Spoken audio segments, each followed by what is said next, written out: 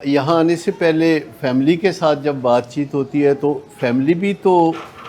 اسی ٹریپ میں آ جاتی ہے ہاں نا جی. کہ جس ایشو کو فیملی ایڈریس کر رہی ہوتی ہے اور پیشنٹ کہتا ہے کہ آپ نے بچپن میں مجھ سے محبت نہیں کی، تو فیملی نشے کے ایشو کو چھوڑ کے بچپن میں محبت پر بات شروع کر دیتی ہے۔ کبھی ایسے آپ کو تجربات ہوئے کہ آپ نے نشے پہ بات کی تو انہوں نے یہ بات کی کہ مجھے آپ نے امریکہ کیوں نہیں بھیجا؟ اچھا، جب اس بات پہ جاتے ہیں تو اس سے ایک اور بات نکلتی ہے، پھر اس سے ایک اور بات نکلتی ہے، اور آہستہ آہستہ ہم دور رہ جاتا ہے۔ آپ میں سے کوئی اور بھی بتانا چاہے گا کہ جب آپ نے اپنے بیٹے سے بات کی ایجوکیشن پہ تو اس نے موبائل کی بات کی، یا آپ نے رات کو جلدی آنے پہ بات کی تو اس نے کہا سب رات کو دیر سے ہی آتے ہیں، تو بات پھر اس پہ شروع ہو جاتی ہے جو کہ ایک بات ادھر سے آتی ہے، اور جو ہماری بات ہوتی ہے وہ ہم کہتے ہیں ذرا بعد میں ڈیل کر لیں گے۔ تو کبھی بھی اولاد سے بات کی ہو کہ آپ جاب کریں یا آپ کماتے کیوں نہیں، تو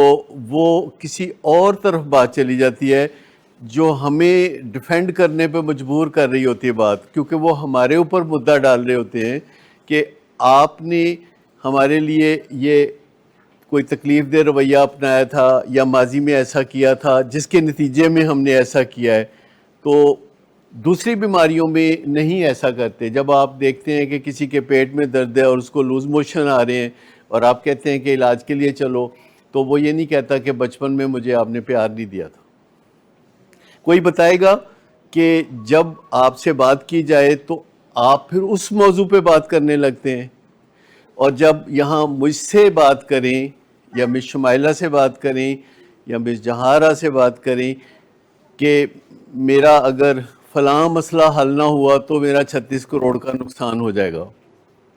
تو ہم پریشان ہو جاتے ہیں کہ ایڈا بڑا نقصان اسی کتوں پھریں گے، اور پھر ہم پروب کرنے لگتے ہیں کہ کیا واقعی وہ 36 کروڑ کا نقصان ہونے والا ہے یا نہیں ہونے والا، اور پھر ہم پیشنٹ سے اس بارے میں معلومات لینا شروع کر دیتے ہیں اور بات آگے چلنا شروع ہو جاتی ہے کہ جو اصل مسئلہ ہے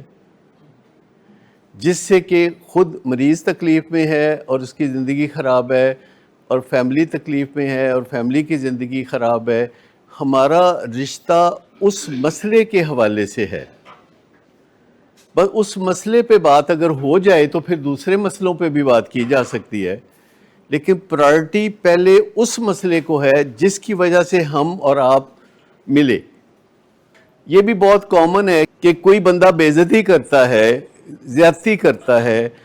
ضد کرتا ہے، جھگڑا کرتا ہے، ایگریشن کرتا ہے، اور جب اسے کہا جائے کہ آپ یہ نہ کیا کریں تو وہ کہتا ہے کہ فلاں سے تو آپ اس بھائی سے تو کرا لیتے ہیں، میں بھی آپ کا بھائی ہوں، مجھ سے بھی بے عزتی کرائیں، یا بھائی سے تو کرا لیتے ہیں تو بہن سے بے عزتی کیوں نہیں کراتے، یا بہن بھائیوں سے تو بے عزتی کرا لیتے ہو تو میں بیوی ہوں تو مجھ سے کیوں نہیں کراتے؟ کیا ایسی کوئی لاجک ہے دنیا میں؟ علاقے کا ایس ایچ او بے عزتی کرتا ہے تو اس وجہ سے آپ کے علاقے کے کوئی ہمسائے کی تو حق نہیں نہ بنتا۔ ایس ایچ او تو بے عزتی کرتا ہے اپنے ڈنڈے کے زور پہ، اور آپ مجبوراً چپ ہیں، لیکن اس کی بنیاد پہ باقی لوگ بھی کہیں کہ ایس ایچ او کو لوگ کرا لینے، ساڈے کو نہیں کرانا۔ ایس ایچ او سے میری مراد ہے کہ گھر کا ہی کوئی بندہ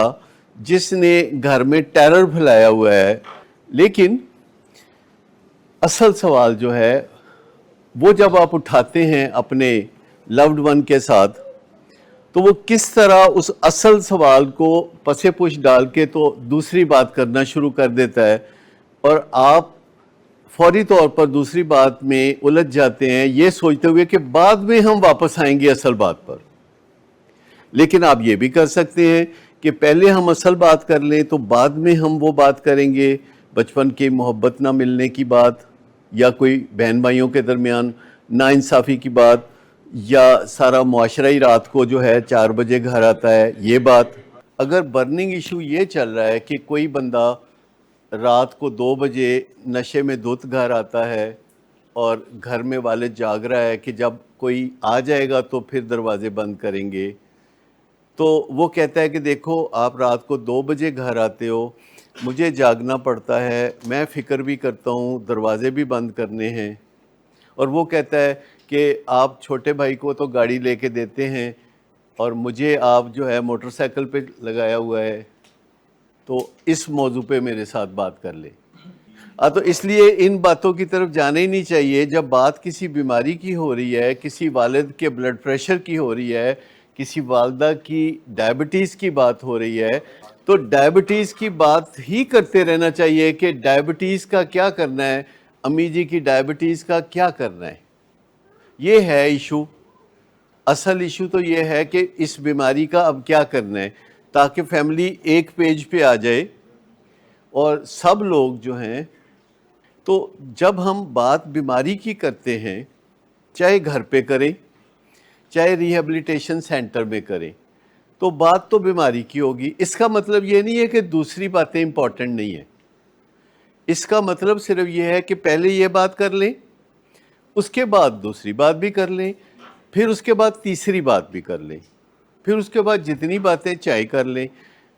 دوسری بات یہ ہے کہ جو بات بھی کریں اچھے اخلاق سے کریں، کھپ نہ ڈالیں، کیونکہ کھپ ڈالنے سے مسئلے حل ہوا کرتے تھے کسی زمانے میں۔ اب دنیا میں کھپ ڈالنے سے مسئلے حل نہیں ہوتے، دنیا میں بے شمار جگہوں پہ لوگ کھپ ڈالتے ہیں، کوئی مسئلہ حل نہیں ہوتا۔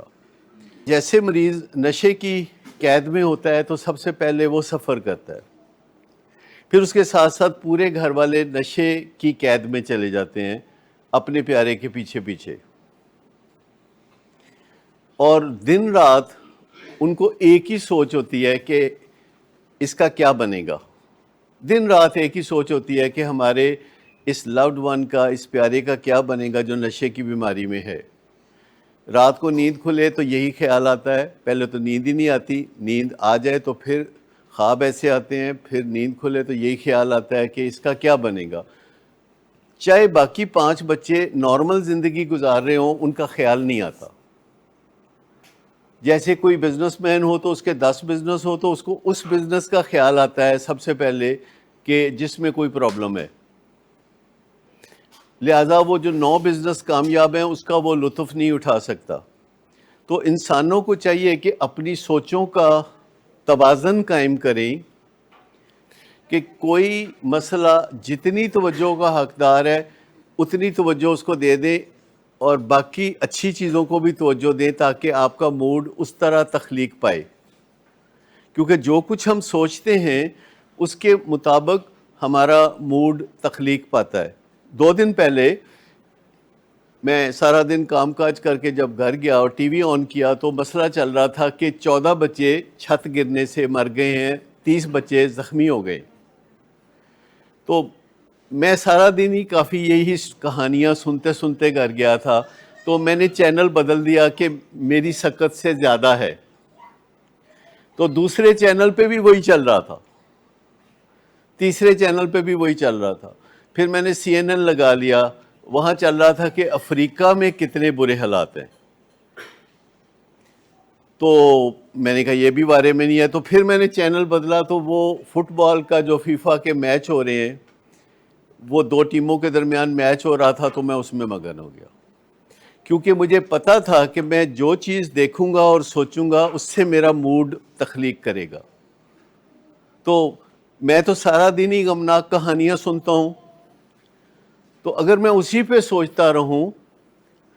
تو میرا موڈ اس کے مطابق طے پائے گا، جس سے کہ میری زندگی روگ کا شکار ہو جائے گی، جیسے کہ آپ کی زندگی روگ کا شکار ہوتی ہے کہ آپ کے گھر میں، غور سے بات سنیے گا، آپ جو سب یہاں بیٹھے ہوئے ہیں ان کے گھروں میں صرف ایک مسئلہ ہے، زیادہ تر نشے کا مسئلہ۔ ان کے گھر میں بہت اچھی اچھی خبریں بھی ہیں، بزنس کی خبریں، رشتہ داروں کی خبریں، اچھے عہدوں کی خبریں، خوشحال زندگی کی خبریں، ہائی اچیومنٹ کی خبریں ان کی فیملی میں پھیلی ہوئی ہیں۔ آپ سب کی فیملی میں اچھی خبریں بھی پھیلی ہوئی ہیں، آپ سب نے بھی زندگی میں بہت بہت بڑی اچیومنٹس کی ہوئی ہیں، میں آپ سب کو جانتا ہوں، مجھے پتہ ہے، لیکن مجھے بتائیے کہ کبھی آپ کا دھیان گیا ان چیزوں کی طرف جو آپ کی زندگی میں بہترین چل رہی ہے؟ آپ کا دھیان صرف ایک چیز کی طرف جاتا ہے جو آپ کی زندگی میں بہت بری چل رہی ہے، اور جب آپ ادھر دھیان کرتے ہیں تو غم کے علاوہ، ڈپریشن کے علاوہ، حوصلہ شکنی کے علاوہ، نا امیدی کے علاوہ کچھ بھی نہیں ملے گا. تو بیلنس کر لیں. آپ کی زندگی کے کئی حصے ہیں. ایک آپ کی اپنی ذات ہے، ایک آپ کی فیملی ہے، ایک آپ کی ایکسٹینڈڈ فیملی ہے، ایک آپ کا معاشرہ ہے، ایک یہ دنیا ہے، ایک یہ ملک ہے، یہ ایک پاکستان ہے. تو سب کو تھوڑا تھوڑا حصہ دے دیجئے. اگر آپ اپنی زندگی میں ایک لاجواب انسان ہیں، آپ ایک بہت کامیاب، ایکسٹرا آرڈنری کامیاب ڈاکٹر ہیں، اور آپ کی زندگی میں فائنینشیل دشواریاں نہیں ہیں، لیکن آپ کے گھر میں کوئی نشے کا مریض یا سائیکیٹرک پیشنٹ ہے، تو آپ پھر بھی اپنی زندگی میں کچھ نہ کچھ بیلنس لا سکتے ہیں جب آپ اپنی ذاتی کامیابیوں پہ توجہ دیں، اپنے قریبی رشتہ داروں کی کامیابیوں پہ توجہ دیں، یا مالی خوشحالی اور نیک نامی پہ توجہ دیں. تو ایک آپ کا بچہ کسی سائیکیٹرک النس کا شکار ہے یا نشے کی بیماری کا شکار ہے، تو پھر آپ کو توازن قائم کرنے میں دشواری نہیں ہوگی، اور آپ سڑیں گے نہیں، کڑیں گے نہیں، روگی نہیں ہوں گے.